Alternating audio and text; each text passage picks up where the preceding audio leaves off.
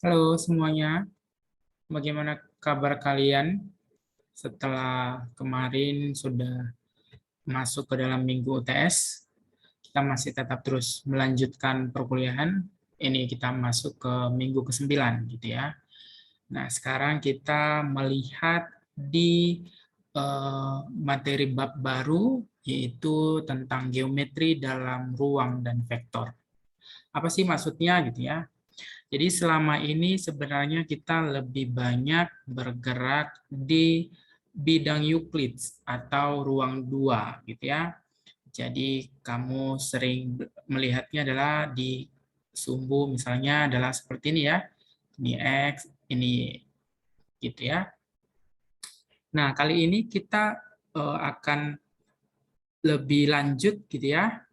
Kita akan lebih banyak bergerak di ruang dimensi 3 gitu ya. Jadi terkait dengan limit, turunan, integral yang dulunya kita pelajari di dimensi 2 atau di ruang 2, nah itu akan kita bawa di ruang dimensi 3 ini gitu. Ya. Jadi kalau misalnya teman-teman disuruh mengambil 3 garis koordinat gitu ya, yang saling tegak lurus gitu ya. Ada sumbu X, ada sumbu Y, ada sumbu Z gitu ya. Nah, dengan titik-titik nolnya berada pada satu titik O yang sama atau yang disebut sebagai titik asal, ya, titik asal. Oke, oke. Nah, kita akan mengikuti kesepakatan yang secara umum, gitu ya, yaitu kalau sumbu Y itu dia terletak pada arah yang ke kanan, tapi kalau sumbu Z dia terletak arah yang ke atas. Berarti sisanya adalah sumbu X yang dia tegak lurus dan dengan arah positif menuju ke arah kita. Nah, ini kalau kita lihat membentuk kepada sistem tangan kanan gitu ya. Ini sistem tangan kanan. Nah, kalau misalnya mau membuat sistem tangan kiri, ya berarti si X yang arah kanan, Z ke arah atas, yang ke arah kita adalah si sumbu Y-nya gitu ya. Nah, ketiga sumbu tersebut membentuk 3 bidang gitu ya. Membentuk 3 bidang. Ada bidangnya adalah bidang YZ gitu ya. Ada bidangnya nanti adalah XZ, ada bidang juga XY gitu ya, membentuk 3 bidang. Dan kalau misalnya kita melihat dia itu terbagi menjadi 8 oktan ya. Oktan ya, 8 oktan gitu ya gambar ini ya. Gambar ini. 8 ya. Ini ada 8 ya. Oke. Nah, jadi misalnya kamu punya titik P gitu ya. Anggap ini titik P gitu ya. Nah, titik P ini di ruang ini memiliki 3 bilangan yang berurutan ya, yaitu X, Y, Z gitu ya, bilangan yang berurutan. Nah, inilah yang disebut sebagai koordinat kartesius gitu ya, yang merupakan ukuran jarak berarah dari ketiga bidang gitu ya. Ukuran jarak dari ketiga bidang gitu ya. Nah, kalau misalnya kita ilustrasikan di gambarnya kurang lebih misalnya ini gitu ya. Nah, kita lihat bahwa ada titik 2, 3, 2, min 3, dan 4.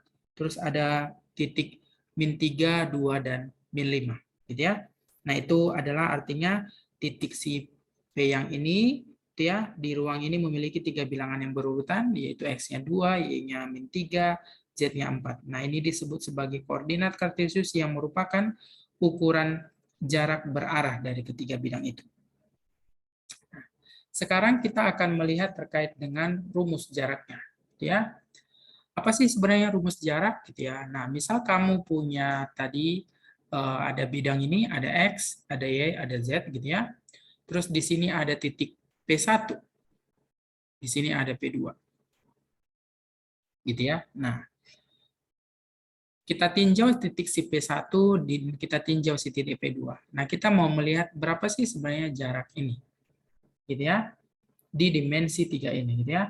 Nah, kedua titik ini kita tahu bahwa dia membentuk suatu balok persegi panjang gitu ya. Dengan si P1 dan si P2 itu adalah titik sudut yang berlawanan gitu ya. Dengan sisi-sisi sejajar terhadap sumbu koordinatnya gitu ya. Oke.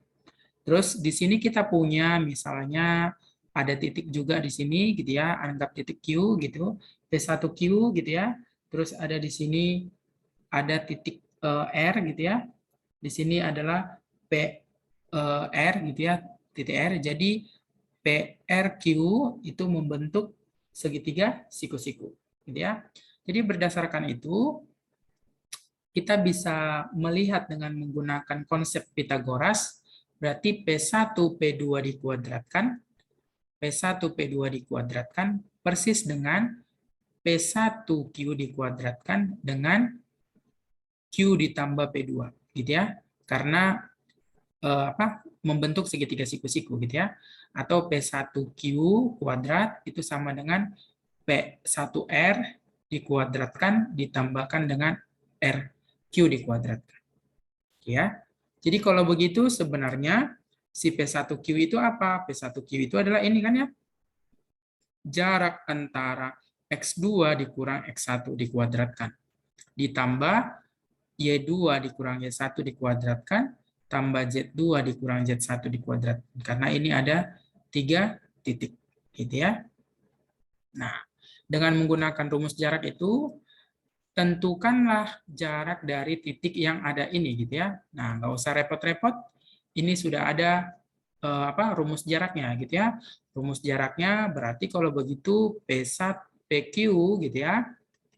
Itu akar dari berarti titik X2-nya di mana? Berarti di Q semua ya. Berarti jadinya min 3 dikurang 2 dikuadratkan, 2 dikurang min 3 dikuadratkan, ditambah min 5 dikurang 4 dikuadratkan. Nah, akar dari ini jadinya berapa? 25 ditambah dengan 25 gitu ya. Tambah dengan yang ini jadi berapa itu? Min 11 ya. Min 9. Oke, 9 berarti jadinya 81.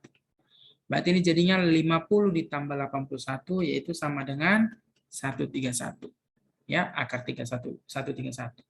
Ya, teman-teman nggak perlu mencari nilainya, ya udah sampai segitu saja. Gitu ya. Jadi berapa jaraknya dari P ke Q adalah sebesar akar 131. Kalau teman-teman mau pakai kalkulator, kurang lebih ini sama dengan jaraknya 11,45. Nah, berikutnya kita, ya namanya juga berada di ruang 3 ya. Salah satu bentuk yang menarik di ruang 3 yaitu bentuk yang berbentuk bola. Ya, ini teman-teman berbentuk bola gitu ya. Dari sini ada H, KL titiknya gitu ya. Terus di sini ada X, Y, Z. Berarti titik ini sepanjang ini dia disebut sebagai jari-jari. Kenapa? Karena persis bola itu kan hampir kayak menyerupai terkait dengan lingkaran gitu ya, ada di dalamnya lingkaran gitu. Nah, so apa definisi bola? Definisi bola adalah himpunan semua titik di ruang 3 dimensi yang berjarak konstan atau jari-jari dari suatu titik tetap pusat gitu ya. Jadi secara matematis rumusnya adalah punya bentuk seperti ini. Ya, dengan H, K dan L-nya itu adalah sebagai titik pusat ya. Terus nilai yang ini adalah sebesar dengan R itu jari-jari gitu ya. HKL-nya adalah titik pusat, sepanjang garis ini dia sebut sebagai jari-jari. Dan kalau misalnya ini kita jabarkan gitu ya, X kuadrat gitu ya, X kuadrat dikurang 2HX tambah H kuadrat dan seterusnya gitu ya, bla bla bla bla, maka persamaan itu akan persis dengan membentuk seperti ini juga gitu ya. Jadi persamaan bola bisa dengan begini atau bisa juga dengan bentuknya seperti ini. Tapi yang ini kita harus bongkar supaya nanti bisa menentukan berapa pusatnya. Karena kalau dari sini langsung dapat pusatnya berapa ya. Tapi kalau ini belum, jadi kita harus membongkar ke sebelah sini. Gitu ya. Oke, misal contohnya ini ya. Tentukan pusat dan jari-jari bola yang memiliki ini gitu ya. Oke, oh ternyata bentuknya adalah bentuk seperti ini. Belum bentuk yang seperti yang persamaan satu ini. Kalau begitu, maka kita gunakan cara melengkapkan kuadrat sempurna gitu ya. Dengan cara gimana? Ya, satukan yang X, satukan yang Y gitu ya. X kuadrat min 10X tambah Y kuadrat min 8Y tambah Z kuadrat min 12Z sama dengan negatif 68. Oke, ini cara mengubah kuadrat sempurnanya, berarti jadinya X dibagi 2, berarti 5 dikuadratkan kurang ini dikuadratkan, 25. Gitu ya. Tambah yang ini, Y dikurang, ini jadinya 8 bagi 4, 8 bagi 2, 4 dikuadratkan, dikurang, ini yaitu 16. Kenapa dikurang? Karena biar persis dengan yang di atas.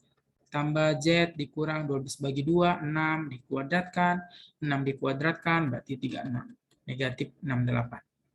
So, berarti jadinya X min 5 dikuadratkan, ditambah Y min 4 dikuadratkan, tambah Z dikurang 6 dikuadratkan sama dengan min 68, ditambah dengan 25, tambah 16, tambah 34. Nah, itu berapa ini? Ini nilainya adalah 9. Ya. Berarti kita tahu pusatnya adalah 5,4,6 gitu ya. Dengan ini adalah apa? R kuadrat sama dengan 9, berarti R-nya 3. Nah, ini ya, titik pusatnya 5, 4, 6, dan jari-jarinya sebesar 3. Gitu ya. Jadi berapa pusatnya? 5, 4, 6, berapa jari-jarinya? Yaitu 3. Gitu ya. Oke. Berikutnya ada yang namanya rumus titik tengah. Gitu ya. Nah, apa tuh rumus titik tengah? Kalau misalnya kamu punya P1 dan kamu punya titik P2 gitu ya, dia adalah titik ujung suatu garis gitu ya, si P2-nya titik ujung suatu garis gitu ya, dan si P1-nya juga titik ujung suatu garis gitu ya. Maka titik tengah M itu mempunyai koordinat seperti ini ya, namanya juga dia mencari titik tengah, ya tinggal dibagi 2 saja kan ya. Berarti X1 tambah X2 bagi 2, ini juga sama gitu ya, ini juga sama. Karena mereka punya ada 3 titik gitu ya. Nah, sekarang kita menentukan persamaan bola yang diameternya adalah ruas garis yang menghubungkan hal ini. Gitu ya. Oke. Jadi misalnya 5 min 2, 7 gitu ya. 5 min 2, 7 gitu ya. Ini titiknya. Baru satu lagi ada titik ujung. Itu berapa tuh? Min 1, 2, 3. Oke. Nah, kita ini tengah-tengahnya. Oke. Gitu ya. Oke. Kalau begitu kita cari titik tengahnya gitu ya. Titik ke tengahnya dengan menggunakan konsep ini ya, dengan menggunakan konsep ini. Berarti jadinya yang pertama adalah jadinya berapa tuh? Oke. Jadi pusat gitu ya. Pusat bola ini berada pada titik tengah ruas garis. Oke, yang pertama. Berarti jadinya 5 dikurang 1 dibagi 2. Gitu ya, berarti jadinya 4 bagi 2, 2. Min 2 ditambah 2, 0. Berarti 0 gitu ya. Terus 7 ditambah 3, berarti jadinya 10 bagi 2, 5. So ini ya, 205. Jari-jarinya berapa? Oh, jari-jarinya bisa kita cari. Yaitu R kuadrat. Itu kan rumusnya tadi apa di sini? Ini ya. Nah, X min H, Y min K, Z min L gitu ya. Dengan HKL-nya pusat gitu ya. Berarti jadinya X min H, Y min K, tambah Z min L. Oke. Nah, H-nya berapa? H-nya 2. Oke, terus yang ini K-nya berarti berapa? K-nya adalah 5. Terus si L-nya adalah, K-nya 0, L-nya 5. Oke. X, Y, sama Z-nya pakainya yang mana gitu ya. Nah, pakai aja salah satu titik gitu ya. Misalnya kamu pakai titiknya adalah yang ini gitu ya. Berarti jadinya 5, terus ini adalah min 2, terus yang ini adalah 7. Ya. Kenapa pakai X, Y, Z ini? Karena kondisinya yang ini kan titik ujung, ini titik ujung gitu ya. Nah, kamu mau pakai yang sebelah sini juga akan sama dengan sebelah sini. Oke, berarti ini jadinya berapa? 5 dikurang 2, berarti jadinya kuadrat 9, 4, terus ini jadinya 4. So, ini jadinya berapa tuh? 9 ditambah 8, 17. So, jari-jarinya berarti berapa? Akar 17. Jadi persamaan parabolanya apa jadinya? X dikurang dengan 2 dikuadratkan, tambah Y dikurang 0 dikuadratkan, tambah Z dikurang 5 dikuadratkan sama dengan 17.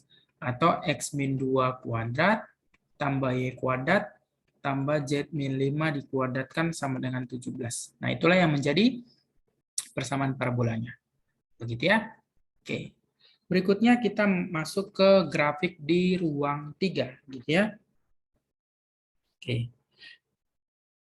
Nah, grafik di ruang 3 ini gitu ya. Kalau misalnya kita lihat gitu ya, misalnya suatu bidang gitu ya. Suatu bidang gitu ya. Dia memotong ketiga sumbu gitu ya. Dia akan menggambarkan jejak gitu ya. Ya, kurang lebih ini ya. Dia akan menggambarkan jejak. Memotong sumbu akan menggambarkan jejak. Nah, jadi rumus untuk grafik di ruang 3 itu gitu ya. Bagaimana grafik dari persamaan misalnya ini ya dengan A kuadrat tambah B kuadrat tambah C kuadrat itu nggak sama dengan 0 gitu ya. Terus untuk menggambar grafik dari persamaan 3 gitu ya, langkah awalnya adalah dengan menentukan jejak gitu ya pada setiap sumbu koordinat. Jadi kalau misalnya kita punya grafik dan kalau kita kuadrat dengan ketentuan A kuadrat tambah B kuadrat tambah C kuadrat nggak sama dengan 0, bagaimana kita menggambar grafiknya? Nah, gitu ya. Nah, misalnya gini ya. Sketsa grafik 3X ditambah 4Y ditambah 2Z sama dengan 12. Gitu ya. Nah, yang pertama, kalau gambar grafik itu yang paling pertama di awal sekali adalah tinggal cari dulu perpotongan kan ya. Nah, perpotongan si sumbu X. Perpotongan sumbu X gitu ya. Nah, perpotongan sumbu X gitu ya, berarti artinya apa? Tetapkan si Y 0, si Z-nya 0 kan ya. Berarti apa yang terjadi? So, ini 3X sama dengan 12. Berarti X-nya adalah 4 ya. Makanya ini ya, 400. Oke. Berikutnya gimana? Ya, perpotongan sumbu Y. Kalau sumbu Y berarti X-nya 0, Z-nya 0 kan ya. Berarti ini jadinya si 4Y saja sama dengan 12. Maka Y-nya adalah 3. Maka ini jadinya 030. Nah, begitu juga untuk si Z, dapatnya adalah 006. Ya, tinggal kita tarik aja si garis-garis itu, ya, supaya dia mempunyai jejak, gitu ya. Ada jejaknya. Nah, inilah gambarnya. Oke. Oke, misalnya adalah seperti ini. Oke, nah nggak usah pusing, gitu ya. Cari aja perpotongannya, gitu ya. Nah, ini kan 2X tambah 3Y sama dengan 6, gitu ya. Kalau kita mau gambar di dalam ruang dimensi 3, berarti ini kan persis dengan Fx, Y sama dengan 2X tambah 3Y dikurang 6 kan ya. Oke ya. Oke. Nah, yang ini itu persis dengan oke, boleh juga sama dengan ya min 6 sama dengan 0 gitu ya kan? Ya. Karena ini kan 2X tambah 3Y dikurang 6 sama dengan 0. Nah, si ini kan persis sebenarnya menyatakan si Z ya kan ya? Z itu adalah 2X tambah 3Y dikurang 6. Gitu. Oke, jadi masih bisa digambarkan dalam 3 dimensi. Gitu ya. So, yang 3 dimensinya berarti jadi berapa? Ya, cari perpotongannya. Ketika X-nya 0, berarti apa yang terjadi? Berarti 3Y sama dengan 6. Berarti Y-nya 2. Kalau Y-nya 0, berarti apa yang terjadi? 2X sama dengan 6, berarti X-nya 3. Makanya ini adalah 300, gitu ya. 300, gitu ya. Karena apa? Karena ini kan Z itu kan sama dengan 0 kan jadinya kan kalau kita misalnya melihat ini. Nah, karena dia persis dengan Fx, Y itu kan menyatakan Z. Jadi gini, kalau kamu punya Fx sama dengan sesuatu, anggap X kuadrat, Fx itu menyatakan apa? Y kan? Nah, tapi kalau misalnya dia punya 2 dimensi, apa 3 dimensi, kalau ini kan 2 dimensi, yaitu X sama Y. Kalau ini 3 dimensi, berarti sesuatu yang di sini, itu kan 2X ditambah 3Y dikurang 6 gitu ya. Ini kan persis sama dengan si Z kan ya. 2X tambah 3Y dikurang 6. Nah, itu sama dengan apa? 0 kan? 0. Maka si Z-nya adalah 0 semua ya. Maka ini jadinya yang punya nilai adalah si 300 untuk ini, 300, terus untuk yang ini adalah 020. Makanya dia menyuruh sketsa grafik di dalam ruang 3, gitu ya. Padahal sebenarnya dia ruang 2, tapi kita desain menjadi ruang 3, gitu ya. Gambarnya begini. Oke. Berikutnya ada yang namanya kurva di ruang 3, gitu ya. Nah, kurva di ruang 3 ini, gitu ya, kita ada kurva yang ditentukan oleh persamaan parametrik, gitu ya, dengan X-nya katanya F fungsi dalam T. Y-nya adalah G fungsi dalam T, dan Z-nya fungsi dalam T. Dengan A-nya sampai B itu menyatakan batas si T. Nah, kurva dikatakan kurva mulus, katanya kalau kita turunkan si fungsi-fungsi ini, dia nilainya ada dan tidak secara bersama-sama 0. Nah, kalau begitu, kurva yang didefinisikan pada bentuk ini, dia memiliki panjang busur. Yang sebesar apa? Nilainya adalah ini. Gitu ya. Oke, kita melihat misalnya adalah contoh ini. Gitu ya. Kita melihat contoh ini. Nah, yang pertama sketsa kurvanya, gitu ya. Kalau kita sketsa kurvanya, dengan X-nya adalah cos T dan dia batasnya 0 sampai 2pi, terus Y sin T dengan Z-nya, dan Z-nya adalah T per pi, gitu ya. Maka yang pertama kita lihat bahwa kalau ini dia nilainya X-nya, kalau dia T-nya 0 kan cos 0 1 kan ya. Terus kalau misalnya kita melihat sin T, berarti jadinya, dan ketika 0 dia 0 kan. Terus yang ini 0 dibagi pi, dia nilainya adalah 0. Maka ini kan jadinya 1, 0, 0 kan ya. Maka berada di sini ya. Nah, 1, 0, 0. Oke. Nah, berikutnya kalau misalnya kita ambil si Z-nya, gitu ya. Kalau Z-nya ini kan paling tinggi T-nya berapa? 2pi kan? Berarti T Z itu sama dengan T-nya jadi di 2pi dibagi pi. Maka dia 2. Nah, ini ya. Oke. Nah, itu sudah tinggal kita ambil gambarnya kita sketsa gitu. Nah, terus kalau mau menghitung terkait dengan panjang busurnya gitu ya, panjang busurnya berarti jadinya 0 sampai 2pi gitu ya. Akar dari, ya kita turunin satu-satu. Ini turunannya apa? Cos turunannya adalah min sin T dikuadratkan. Terus sin T apa? Cos T dikuadratkan. Turunan T per pi berarti jadinya seperpi dikuadratkan. So ini berarti jadinya 0 sampai 2pi. Ini jadinya sin kuadrat T tambah cos kuadrat T ditambah 1 per pi kuadrat. Ini dt ya. Jangan lupa dt. dt. Oke, berarti ini 0 sampai 2pi. Sin kuadrat tambah cos kuadrat berapa? 1 ya. Berarti 1 per ditambah pi kuadrat dt. Ya. Nah, berarti jadinya berapa tuh? Ini kan konstanta ya. Berarti 1 ditambah 1 per pi kuadrat dikalikan dengan integral 1 dt, berarti jadinya T dengan batas 0 kali 2pi. So, berarti L-nya adalah akar dari 1 ditambah 1 per pi kuadrat dikalikan dengan 2pi dikurang 0. Maka dia 2pi. Ya, inilah dia panjang busurnya. Oke ya. Ya, jadi terkait dengan koordinat kartesius, di ruang 3 kita sudah berkenalan. Nanti kita akan lebih banyak main ke daerah vektor misalnya, terus kita masuk ke daerah fungsi-fungsi yang berkaitan dengan 3 dimensi ini, gitu ya. Oke, jadi sampai di sini, terus semangat untuk belajarnya, sampai ketemu.